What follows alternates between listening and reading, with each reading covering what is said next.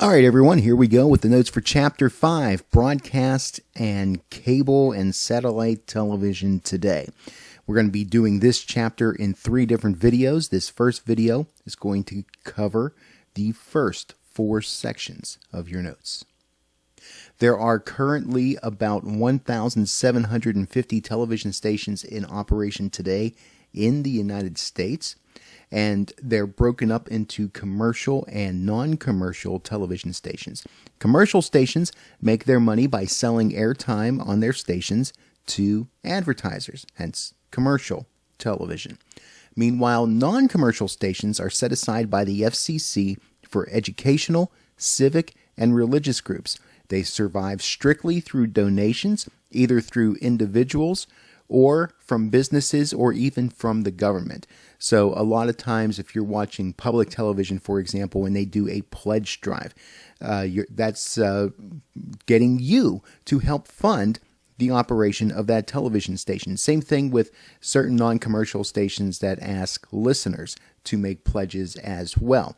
Also on non-commercial stations, you may find what are called underwriting announcements, which is different from advertising in that they're not doing a call to action or anything like that in an underwriting announcement, but it's simply the station acknowledging that a business or organization has made a donation to that station.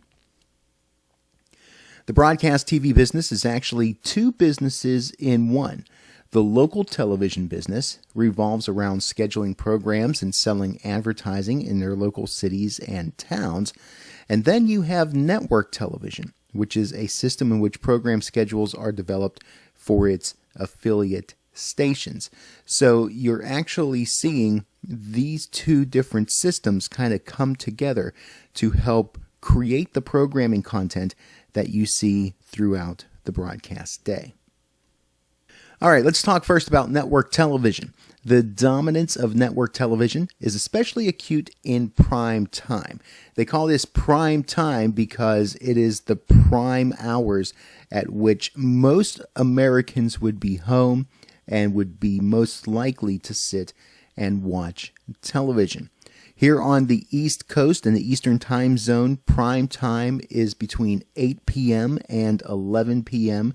6 days a week. Prime time starts at 7 p.m. on Sundays. Primetime viewing of the major networks has been in steady decline since the 1980s due to the rise of new sources of media, with different broadcast networks that have been coming onto the scene. Also, how strong cable television has become over the past 40 years or so. One of the competitors to broadcast television has been other broadcast stations and networks that have come up. Up until 1986, we've mostly talked about broadcasting networks in terms of the big 3.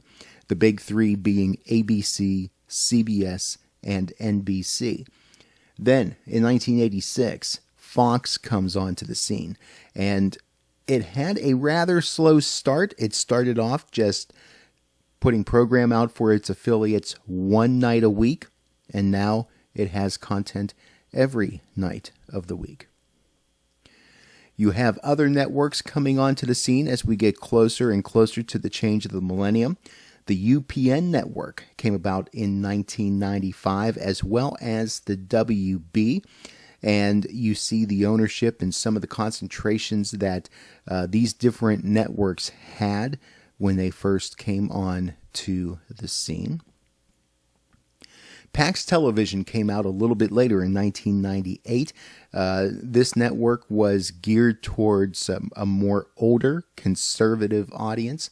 Pax TV is what eventually became Ion Television in the year 2007, which is a network that we recognize today. Another network that we recognize today is the CW. The CW is actually kind of a hybrid combination of the old WB network and UPN. This happened in 2006, and the CW largely goes for a younger demographic. CW is jointly owned by CBS and by Warner Brothers. So with the merger of UPN and WB, some stations wound up being left without being affiliated to a network because you had two networks coming into one, and especially if there was if both networks were being showcased in a particular market, one of them was left without an affiliation. Fox comes onto the scene and says, we'll help fill the gap, and they create a second network, which some of these affiliates that wound up not having an affiliation as a result of the WB and UPN merger, they took on My Network TV. And that is a network that is still out there today. Now, there's a lot of talk about the end of network television. Let's hash through this somewhat.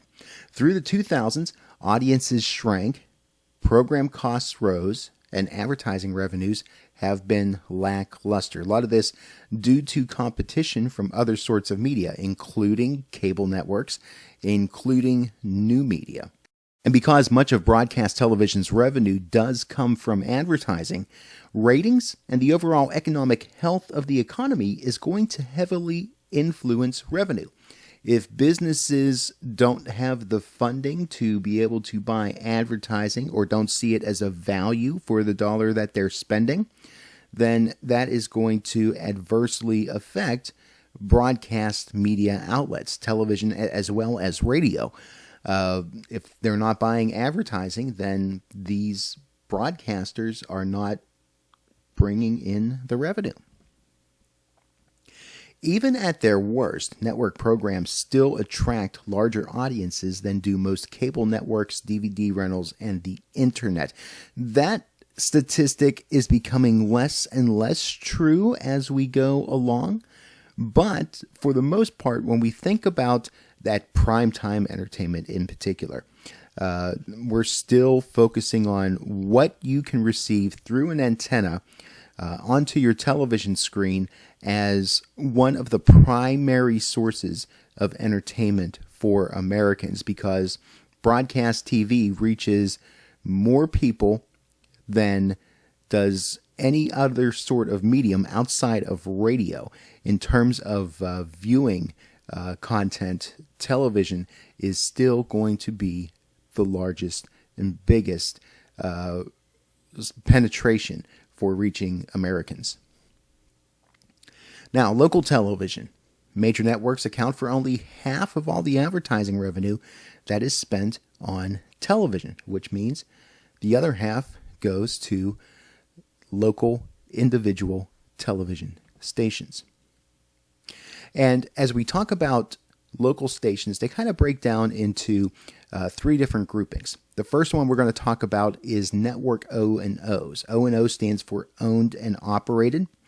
These stations are stations that are owned outright by the corporate parents of what we're calling the Big Four TV networks now, as opposed to the Big Three, because now Fox is considered one of the major networks, along with ABC, CBS, and NBC.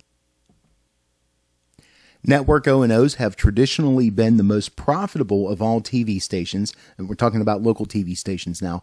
They're considered to be the flagship stations of their networks. So an example that we have here in the Raleigh-Durham television market is Channel 11, WTVD. That station is owned directly by ABC and, as a result, carries ABC network programming.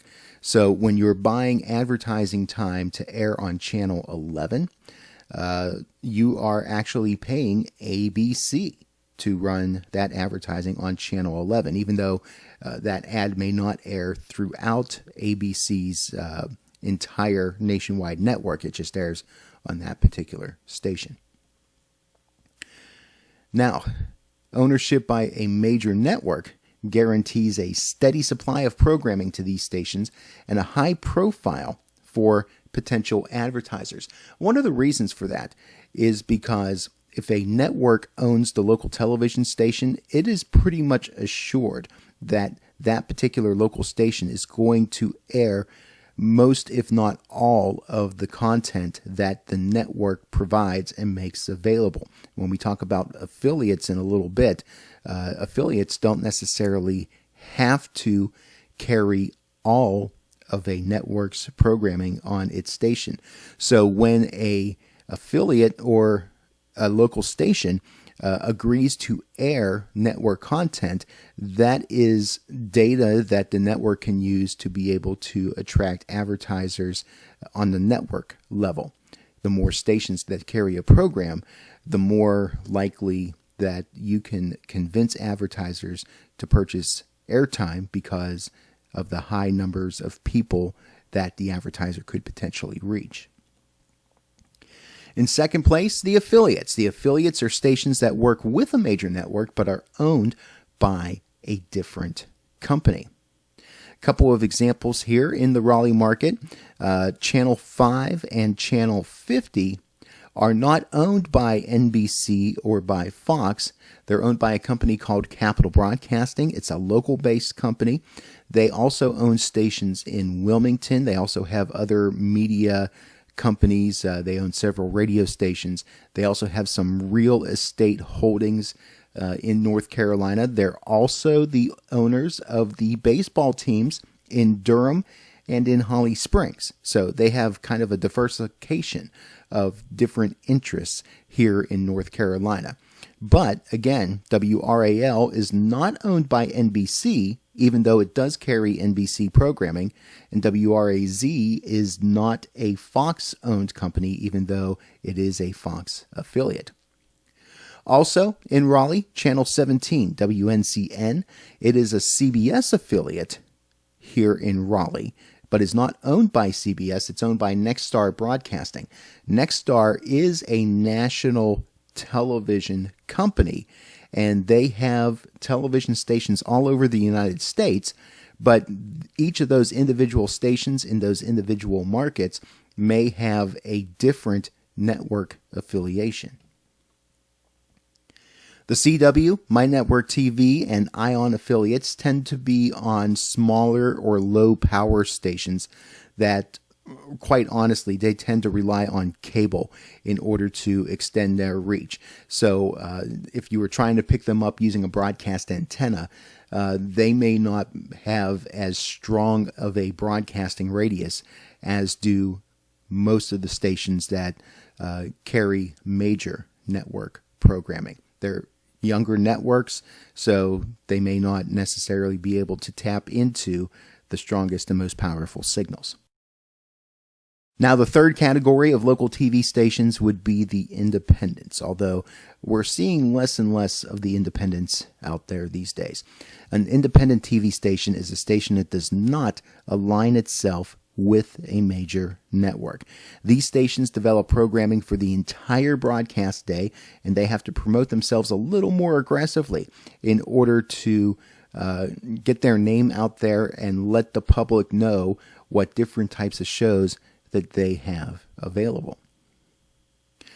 Low power television, LPTV.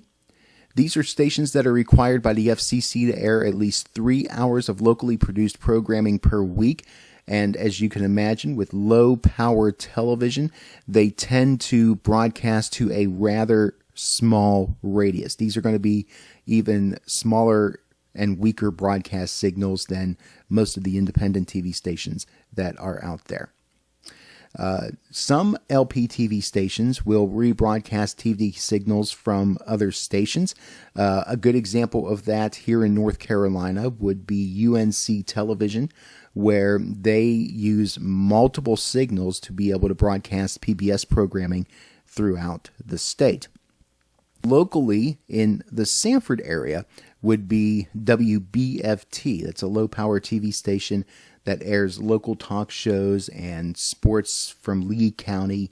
That station has been silent for the past year or so. It has to do with some issues that they've had with being able to rebuild a broadcast tower with the recent television repack that has happened. But when it is on the air, it is hyper-local. It serves Sanford and Lee County. Now, TV station ownership. Most TV stations are owned by companies. Again, we've talked about how the single mom and pop sort of ownership for a lot of media outlets, that is dwindling down in number, and that is more pronounced in television than it is in radio. You don't find a lot of single owners of mainstream television stations anymore. A single TV group can own as many television stations as it likes, as long as the total number of U.S. TV homes reached by those stations does not exceed 39% of the total U.S. population. So where in radio they tend to have an ownership cap in terms of the number of stations that you can own per market, it's worked a little differently in television. You can have, as an owner, 2 television stations per market, but you can only have so many stations in which you only get to broadcast to 39% or less of the entire U.S. population. So it doesn't necessarily put a cap on how many stations you can own across the country. It's based on your actual coverage and reach of people. So this is a good place for us to take a break. When we go to part B of this chapter, we'll pick things up with section 5 of your notes.